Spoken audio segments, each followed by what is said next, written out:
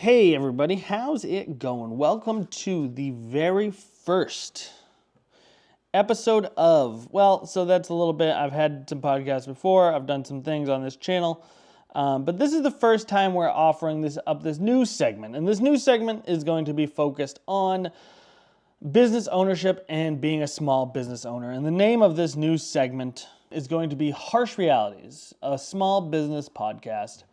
I'm not sure how often right now I'm shooting for a weekly sort of push on it. But for today, I want to kind of just introduce myself, talk a little bit about who I am, how I got to where I am, and why I decided to start this podcast. Today's content is going to be a little bit different from content that I've put out in the past. And so if you've listened to me or followed me or known me for a long time, you're going to notice that this is probably a little bit more serious than you're used to me taking things. And that is sort of by design. Mostly, I think that I just want to clarify some of the things that we hear on social media about business ownership. 2, sort of demystify it a little bit. 3, break down some of the romanticizing and some of the, straight up lies that we hear a lot of online about owning a business. And also give you the perspective of someone who's not a 20-year-old entrepreneur has no responsibilities and is able to dump everything in order to chase their dream of owning a business. Because I think there's way too much of that on the internet. And the realities of owning a business, especially as a 36-year-old father of 2 who has a mortgage and bills and other people's lives to consider before he does things, is much different than the idea of business ownership that we're kind of sold online. So a year ago, I made the gutsy decision to take my side videography business to the big leagues and go full-time as a self-employed business owner. It wasn't an easy call, but it was necessary if I wanted my business to flourish. Up until this time, I had done fairly well. I was making a pretty good amount of money to supplement my normal income, but I was running up against the wall of time. So I worked 45 hours a week, and then I would, at night, go do work on my business. I would go shoot video. I would work with clients and find clients and do all of my business stuff at the end of the day. And I was doing that to start off, maybe 10, 15 hours a week. And then by the time I was ready to leave, I was easily doing 40 hours a week, if not more. When you have kids, that means that every hour that you are spending on your business is an hour you're not spending with your family. And it's a lot easier to ignore that when you are at work than when you are at home and they're sitting in front of you or they're trying to get you to come play with them. And so I knew that if I wanted my business to keep growing, I was going to have to do something about my situation, and I was going to have to create more time for myself. And the only way that I could do that was to start eliminating my life as an employee.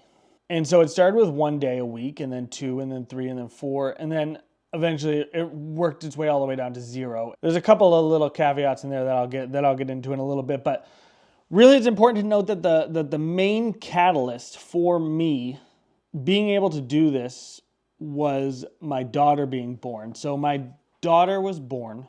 We just couldn't find childcare, not at a reasonable price anyways. It would have cost us more in childcare every month than it would have for our mortgage.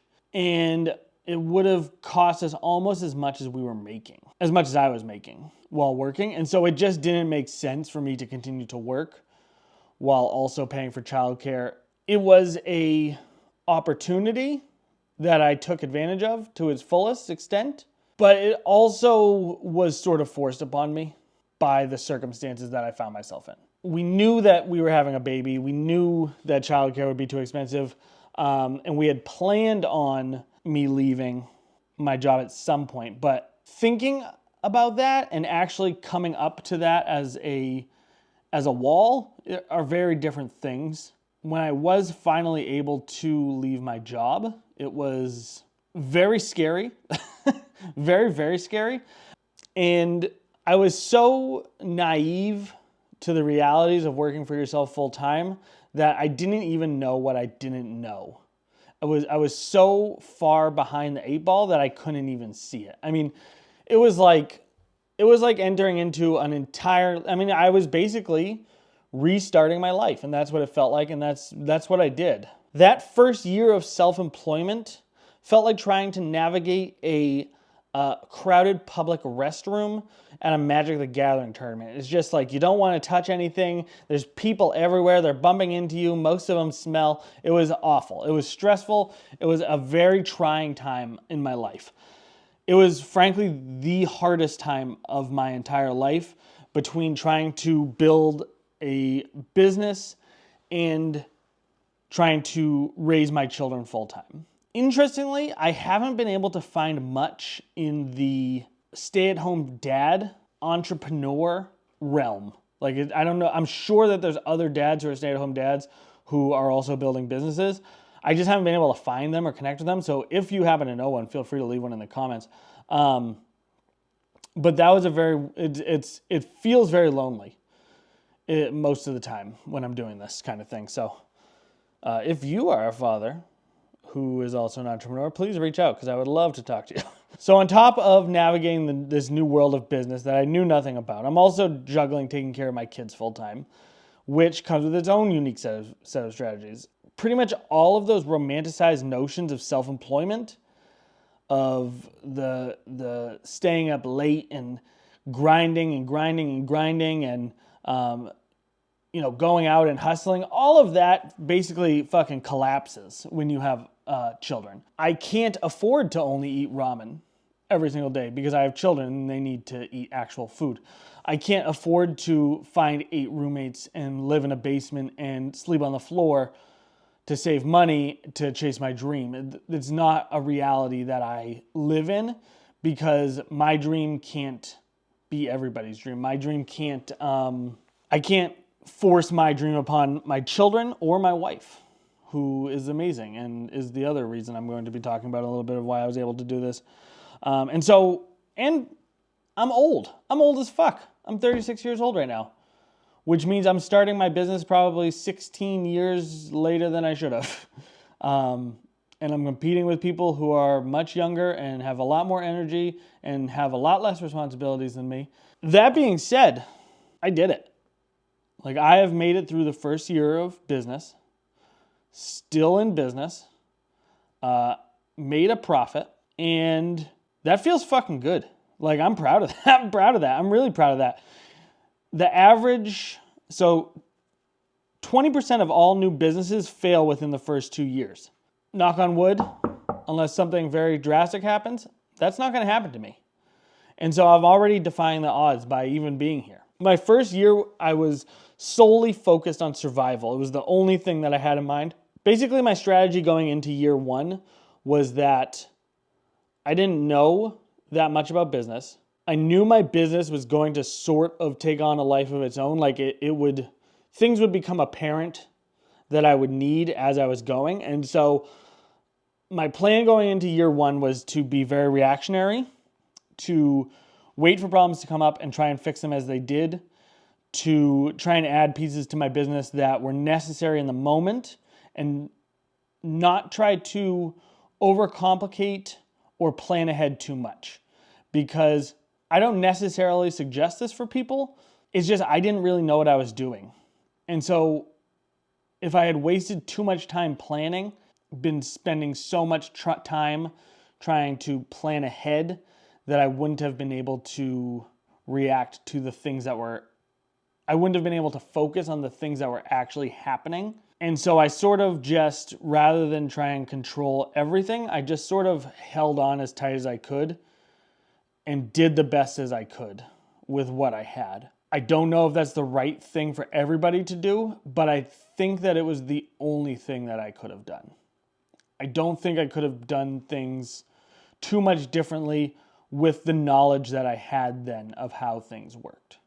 Looking back now, there's plenty of things that I would have changed or I would do differently. But back then I just didn't know what I didn't know. I didn't know that networking was as important as it was. I didn't realize that, I didn't even know what kind of video I wanted to do. So, I mean, there's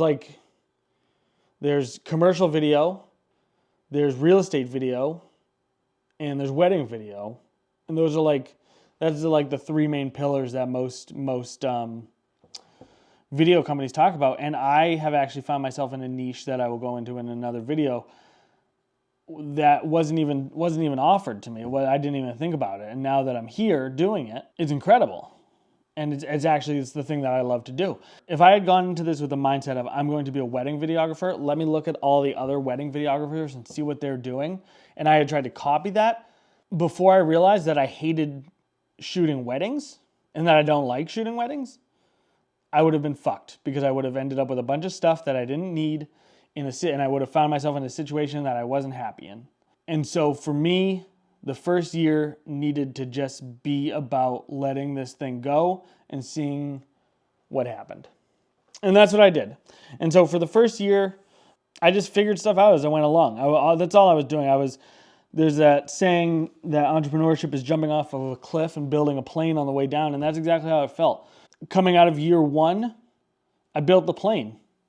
It is a real piece of shit that I cobbled together on the way down, and it doesn't have a fucking rudder, and it can barely fly, and it's shaking all over the place, but I built it. And, I think I'm really proud of that. I'm really proud of being able to make it this far, even if, I don't make it any farther. I think that what I've done so far is something that I can look back on and be proud of. And I am very proud of. And so now I'm here, I'm navigating the turbulent skies of entrepreneurship with my makeshift plane and my precious cargo of dreams and responsibility. And I'm coming into year number 2, and now my goal is not going to be just survival. My goal moving forward is to fine tune all of those things that I let get out of hand last year. I'm going to go through my softwares and figure out what's working, what I'm not using, cut things out. I'm going to look at my tactics for doing business and how I'm allocating money. And I'm going to start tracking and creating analytics of the things that I'm doing, reassessing the things that aren't working. I'm going to refocus on the things that are working. And I'm going to try and take this shaky piece of shit plane, and I'm going to try and fly it for as far as I can, basically, until it crashes. And that's really the only thing I can do. I mean, at this point, I have some ideas moving forward that I want to work with. I think the best example is one of my friends who's also an entrepreneur, who I talk to a lot, has given me a lot of advice, and he gave me sort of a breakdown of how his jobs run. And so he talks about how he takes 50% and he puts it, that should be his money that he makes. He looks at 30% of it should be overhead, and then 20% should be reinvestment in the business. Now, I am basically following that model. So for the last, since January, I've been taking 50% of my every check and putting it toward myself, subtracting the taxes from it. I'm taking 20% and I'm putting that into savings, so that way I have a something to kind of carry me through the bad times. And I'm taking 30% and I'm using it to pay off the credit cards that I have all my gear on. Though just that one simple little change has already helped me a ton. Because before it was just money was coming in, I'd take out the money for taxes, set that aside, and then after that it was all basically just used for whatever happened to be. Now that I'm sort of understanding that other systems need to be put in place, and I'm learning those systems, it's giving me an opportunity to look at what's working and what's not. The goal is to just keep trying out new things. Once every month or so, I'm going to try add something new in, see how it goes for 30 days. If it doesn't work out, I'm going to toss it, and if it does work out, I'm going to keep it and add something else. And hopefully, by taking those tiny little baby steps like that, I will eventually be able to form this into something that really works. That's my hope anyways. I held off. I've wanted to do a podcast like this for basically since I started my business. I think about big businesses. I think about even small business. I think about my family's business and how cool it would have been to have a record or a journal or a blog or a vlog or a podcast about its creation and its life as it moved forward. and how cool it would be to look back on that now. And I also think about how I've tried to find other dads doing what I'm doing online, and I can't find any. And I'm assuming that's just because we have no fucking time because we're working and taking care of our families. So that's very understandable. But, I hope I can help that, and I hope I can make that change. And I can be maybe the person that I was looking for when I first started. The first year of my business, I didn't know anything, but I've learned a ton over the last year. And even if I'm only 1 year ahead of people who haven't started, I think I can help show them at least the places that I fucked up so they can avoid those, maybe. I really think that owning a business, for as hard as it's been, is the most worthwhile endeavor I've ever taken myself on. I do think that I have something valuable that I can show people if the only thing I can show them is the places that I've failed and how they can avoid them. That's all big brain shit, though. Really, I would like to have a way that I can look back on this in the future and just be amazed at how far I've come or how far I've fallen. Anyways, guys, thank you very much for listening. If you did, if you didn't, that's totally cool too. I'm planning on releasing these once a week. I'd like to do interviews, book reviews, just talking about business in general and how I run things and how I'm doing things and keep everyone apprised of how things are going. If you are a small business and you would like to come on and talk with me, feel free to reach out. You can find me at Nick Sands Presents on every channel. Just keep in mind that most of my content is not business related, and so you may be a little bit surprised. If you need any video production work, especially if business in need of training videos, corporate training videos, please feel free to reach out to me on any of those channels or at nick@hammerdowndigital.com, which is an email I need to change. I hope you guys have a wonderful day, and I'll see you next week.